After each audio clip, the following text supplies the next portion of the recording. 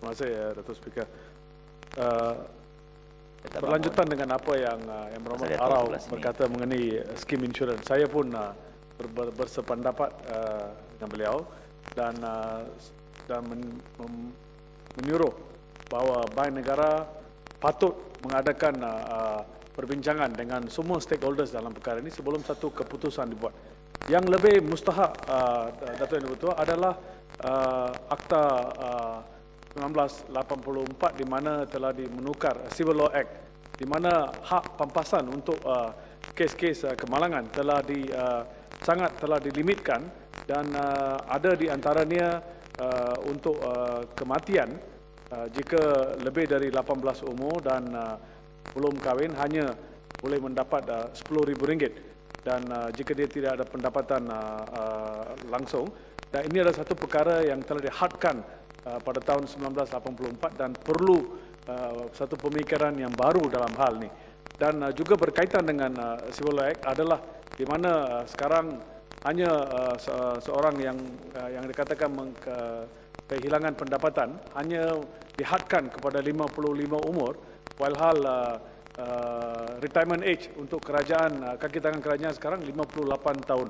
Dan ramai life expectancy di negara ini pun telah meningkat dekat ke 80 umur dan ini perlu diambil kira. Masa 84 adalah satu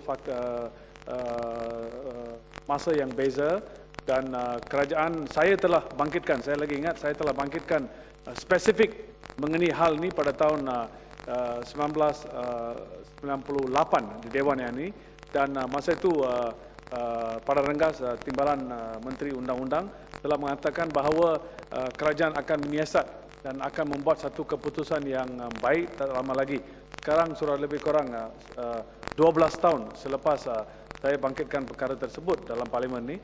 Saya harap kerajaan akan dan AG Chambers terutamanya akan menyiasat dan fikirkan sedalam-dalamnya supaya membawa pembaruan dan juga kepada keadaan yang terkini. Datuk Yang Dipertua, selain dari itu, di mana gaji minima.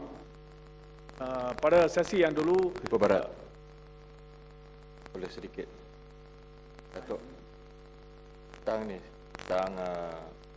tentang proposal daripada Bank Negara ini.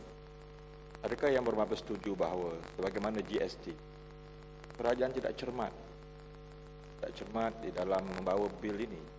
Dan akhirnya terpaksa tidak dibaca dalam sidang ini. Jadi saya bersetuju dengan berhormat supaya ini penting kerana rakyat akan menerima suatu risiko kehidupan, suatu bebanan yang saya rasa akan terus rakyat didertai. Jadi adakah yang bapak setuju bahawa kenapa semakin tidak cermat di dalam bawa bil ke dalam Dewan Yang Mulia ini? Itulah sebab Datuk Yang saya pernah bercadang bahawa Akta Legal Profession Act yang telah dipindah, mana sebelum itu ada satu klausa yang spesifik yang mengarahkan bahawa kerajaan mendapat pandangan dari Bar Council sebelum membawa satu bil ke Parlimen. Tapi khusus kepada perkara ini, saya pun hairan. Walaupun ia akan terlibat dengan berjuta-juta orang di negara ini, kenapa perkara yang sangat mustahak sedemikian tidak ada perbincangan terbuka supaya semua stakeholders termasuk Bar Council, termasuk insurans dan pihak-pihak yang berkaitan. Dan dalam hal ini saya baru ingat lagi, ini saya difahamkan lobis iaitu insurans sekarang sangat kuat seperti pada tahun 1984 di mana Akta Civil Law Act telah diubah.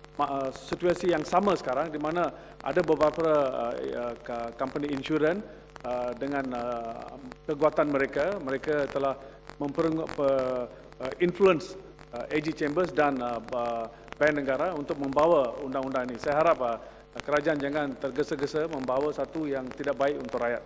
Datuk Yang Dipertua, mengenai gaji minima, Datuk Yang Dipertua, ini saya pada sesi Disember saya telah bangkitkan perkara ini dan kerajaan telah mengatakan bahawa ada perbincangan yang terakhir dibuat dengan beberapa stakeholders dan kemungkinan besar undang-undang akan dibawa.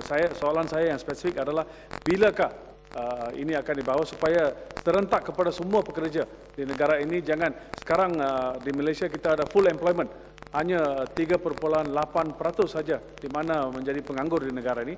Maka membawa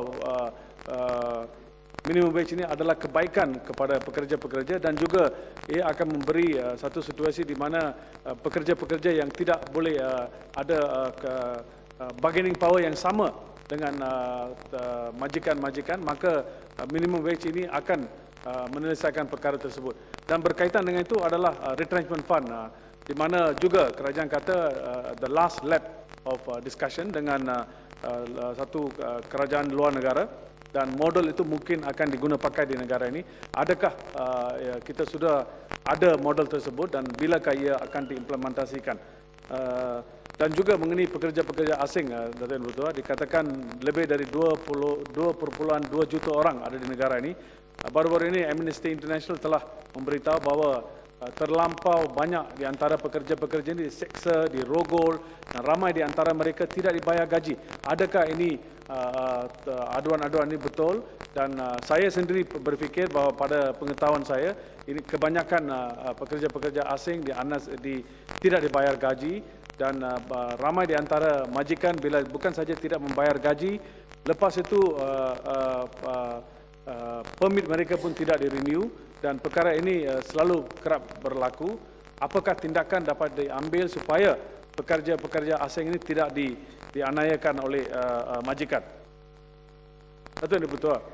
Selain dari itu, ini Maika Holding, saya ada bangkitkan perkara ini beberapa kali di Dewan yang mulia ini, di mana lebih dari 66,000 orang, kebanyakan dia masyarakat miskin dari golongan masyarakat India, telah melabur di satu syarikat Maika Berhad, di mana masa itu janji-janji telah dibuat oleh Presiden MIC Sami Welu, di mana mengatakan bahawa mereka akan dapat dividen-dividen yang tinggi. Masyarakat India pada tahun 1983 telah melabur lebih dari 130 juta ringgit. Sekarang sebenarnya kalau pelaburan itu manage dengan well, sebenarnya 130 juta ringgit ini sekarang bernilai lebih kurang 1 bilion ringgit. Tetapi semua ini sudah hangus, dan saya harap kerajaan akan mencari satu jalan supaya dollar to dollar dibayar balik kepada shareholder tersebut.